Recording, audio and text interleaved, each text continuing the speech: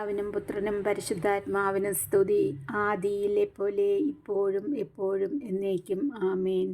സർവശക്തനും നിത്യനുമായ ദൈവമേ, അങ്ങയെ സ്തുതിക്കുന്നു, വാഴ്ത്തുന്നു, ആരാധിക്കുന്നു. ത്രിയേക ദൈവത്തെ വാഴ്ത്തുന്നു, ആരാധിക്കുന്നു, സ്തുതിക്കുന്നപ്പാ. പ്രഭാതം മുതൽ ഈ രാത്രിയുടെ യാമം വരെ ഞങ്ങളെ എല്ലാവരെയും പലയിടങ്ങളിലായി അവിടുത്തെ കാവൽ മാലാഖമാരാൽ സംരക്ഷിച്ചിരിക്കുന്ന ആ വലിയ സ്നേഹത്തെ ഓർത്ത് നന്ദി പറയും. ഈശോനാഥ, ഞങ്ങളിതാ ഉറങ്ങുവാൻ പോകുന്നു. ഞങ്ങൾക്ക് നല്ല നിദ്ര നൽകി അനുഗ്രഹിക്കണമേ. ഉറക്കത്തിൽ ഒരു ദുർസ്വപ്നങ്ങൾ കാണുവാൻ ഇടയാക്കാതെ വണ്ണം കരുതുമാറാകണമേ. സകല അന്ധകാര ശക്തികളിൽ നിന്നും, പൈശാചിക തന്ത്രങ്ങളിൽ നിന്നും, വിഷജന്തുക്കളുടെ കടികളിൽ നിന്നും, പ്രാണികളുടെ ശല്യങ്ങളിൽ നിന്നും ഞങ്ങളെ എല്ലാവരെയും കാത്തുകൊള്ളണമേ. ഒരു കള്ളന്മാരോ അക്രമികളോ ഞങ്ങളുടെ ഭവനങ്ങളിലോ കാമ്പൗണ്ടുകളിലോ കടന്നു വരുവാനോ നോട്ടം വയ്ക്കുവാനോ ഇടയാകാതെ വണ്ണം അവിടുത്തെ ദൂതഗണങ്ങളെ കൊണ്ട് ഞങ്ങൾക്ക് കോട്ട കെട്ടി സംരക്ഷണം തരണമേ അപ്പ. ഈ ദിവസം ഞങ്ങളിൽ നിന്ന് അറിഞ്ഞോ അറിയാതെയോ എന്തെങ്കിലും പാപങ്ങൾ വന്നു പോയിട്ടുണ്ടെങ്കിൽ ഞങ്ങളോട് ക്ഷമിക്കണമേ. അവിടുത്തെ തിരുവിലാവിലെ ജലത്താൽ ഞങ്ങളെ കഴുകി വിശുദ്ധീകരിക്കണമേ അപ്പ. ഈ രാത്രിയിൽ ഞങ്ങളിൽ നിന്ന് ആരെങ്കിലും ഈ ഭൂമിയിൽ നിന്ന് മാറ്റപ്പെടുകയാണെങ്കിൽ ഞങ്ങളെ വിശുദ്ധിയുള്ളവരാക്കി മാറ്റണമേ. അമ്മ മാതാവേ, ഞങ്ങൾക്ക് വേണ്ടി അവിടുത്തെ പുത്രനോട് നിത്യം അപേക്ഷിക്കണമേ.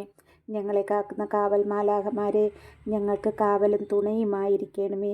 ഈശോപ്പ, നാളെ ഞങ്ങൾക്കായി ഒരു ദിനം ഒരുക്കുന്നെങ്കിൽ അനുഗ്രഹിക്കപ്പെട്ട ദിനമാക്കിയും ഞങ്ങൾ ദൈവകൃപയിൽ വസിക്കുന്ന മക്കളാക്കിയും തീർക്കുമാറാകണമേ. ഇന്ന് ഭൂമിയിൽ ഞങ്ങളെ ഏൽപ്പിച്ച ജോലി പൂർത്തിയാക്കി. ആകയാൽ കർത്താവേ, പിതാവിൻ്റെ പക്കൽ ഇന്ന് ഞങ്ങളെ മഹത്വപ്പെടുത്തണമേ. നമുക്ക് വചനം വായിച്ചിട്ട് 5 മിനിറ്റ് നേരം കിടക്കയിലിരുന്ന് ധ്യാനിക്കാം. ഈശോ നമുക്ക് വേണ്ടി സഹിച്ച പീഡകളെ ഓർത്ത് ഒരിക്കൽ കൂടി ഈശോയ്ക്ക് നന്ദി പറയാം. വെളിപാടിൻ്റെ പുസ്തകത്തിൽ നിന്നും 10-ാം അധ്യായം 1 മുതലുള്ള വാക്യങ്ങൾ. മേഘാവൃതനും ശക്തനുമായ വേറൊരു ദൂതൻ സ്വർഗത്തിൽ നിന്നിറങ്ങി വരുന്നത് ഞാൻ കണ്ടു. അവൻ്റെ ശിരസിന് മീതെ മഴവില്ല്, മുഖം സൂര്യനെ പോലെ, പാദങ്ങൾ അഗ്നിസ്തംഭങ്ങൾ പോലെയും. അവൻ്റെ കയ്യിൽ നിവർത്തിയ ചെറിയൊരു ഗ്രന്ഥചുരുൾ ഉണ്ടായിരുന്നു.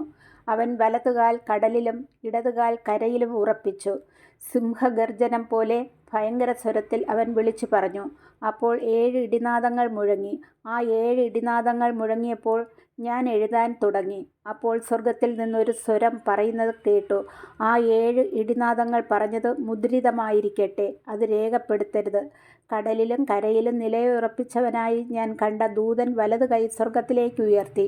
ആകാശവും അതിലുള്ള ഭൂമിയും അതിലുള്ളവയും സമുദ്രവും അതിലുള്ളവയും സൃഷ്ടിച്ച നിത്യം ജീവിക്കുന്നവൻ്റെ നാമത്തിൽ ആണയിട്ട് ഇനി കാലവിളംബരം ഉണ്ടാവുകയില്ല.